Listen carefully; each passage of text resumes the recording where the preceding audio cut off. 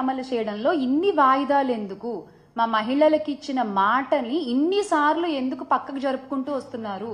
ఎందుకు పక్కన పెట్టేస్తూ వస్తున్నారు?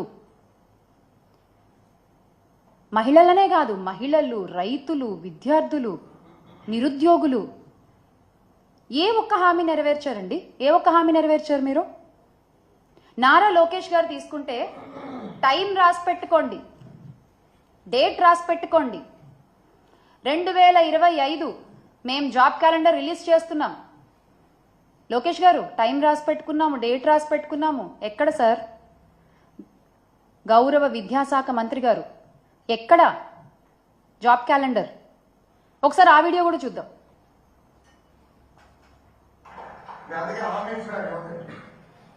తెలుగుదేశం పార్టీ అధికారంలోకి వచ్చిన మొదటి సంవత్సరం అంటే 2025 జనవరి నాడు జాబ్ క్యాలెండర్ మేము ప్రకటిస్తాం. ఎన్ని ఉద్యోగాలు, ఎప్పుడు ఎగ్జామ్లు అవుతాయి, ఎప్పుడు ఇంటర్వ్యూలు అవుతాయి, ఎప్పుడు ఆఫర్ లెటర్స్ వస్తాయి, చాలా స్పష్టంగా జనవరి 1, 2025 మేము ఇస్తాం. సో ప్రభుత్వ ఉద్యోగాలు ప్రతి సంవత్సరం జాబ్ క్యాలెండర్ మేము ప్రకటిస్తాం.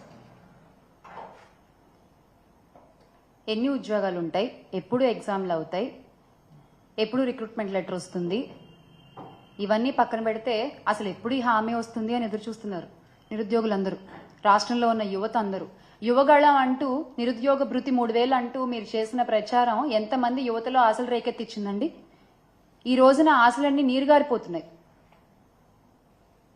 అలాగే మహిళా సంక్షేమం గురించి మీరు చెప్పినటువంటి మాటలు అసలు 1 కాదు 2 కాదు, నిజంగా అంటే ఇన్ని మాటలు చెప్పొచ్చా?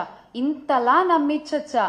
ఇంతలా షుగర్ కోటింగ్ వర్డ్స్ అంటారు, అలా చెప్పారు మీరు. అసలు నిజంగా ఏం చెప్పారండి? స్వయం సహాయక సంఘాలకు వడ్డీ లేని రుణాలు 3 లక్షల నుండి 10 లక్షల వరకు పెంచుతాము అని చెప్పారు, అది లేదు. ప్రత్యేక పథకం P4 మోడల్, మహిళలను ఆర్థికంగా బలోపేతం చేయడానికి చర్యలు, అది లేదు. అంగన్వాడీ కార్యకర్తలు లేదు. వాలంటీర్లకి న్యాయం చేస్తామన్నారు, అది లేదు. పండగ కానుకలు అన్నారు, పెళ్లి కానుకలు అన్నారు. పండగలు లేవు, పెళ్లిళ్ళు లేవు, ఒకటే పండగ ఒకటే పెళ్లి. ఇచ్చిన హామీలు ఎగ్గొట్టేయడం, అంతే కదా? ప్రజలేమో రోజు రోజుకి అన్యాయం అయిపోతూ ఉన్నారు. మహిళలకు ఇచ్చిన మాటలు గాల్లో కలిసిపోతూ ఉన్నాయి. మీ హామీలకి రెక్కలొచ్చి ఎగిరిపోతూ ఉన్నాయి. మీరు మాత్రం సంపద సృష్టి అని మాట్లాడుతూ ఉండండి. ఇన్నాళ్ళు సంపద సృష్టి అంటే రాష్ట్రానికేమో అనుకుని పొరబడ్డాం మేము. కాదు, సంపద సృష్టి అంటే మీకు అన్న విషయం మాకు మొన్న తెలిసింది. Congratulations on being the richest CM గౌరవ ముఖ్యమంత్రి చంద్రబాబు నాయుడు గారు. సంపద సృష్టి అంటే ఇదా? ప్రతిదాన్ని ప్రైవేటీకరణ చేయడం, జగనన్న ఆధ్వర్యంలో ప్రవేశపెట్టిన అన్ని పథకాలని ఈ రోజు మీరు ప్రైవేటీకరణ చేస్తున్నారు, ఆరోగ్యశ్రీతో సహా. ఏంటండి అది? మహిళలంటే గౌరవం లేదు, యువతకి దారి చూపిద్దామన్న శ్రద్ధ లేదు, హామీలు నెరవేర్చుదామన్న ఆలోచన లేదు.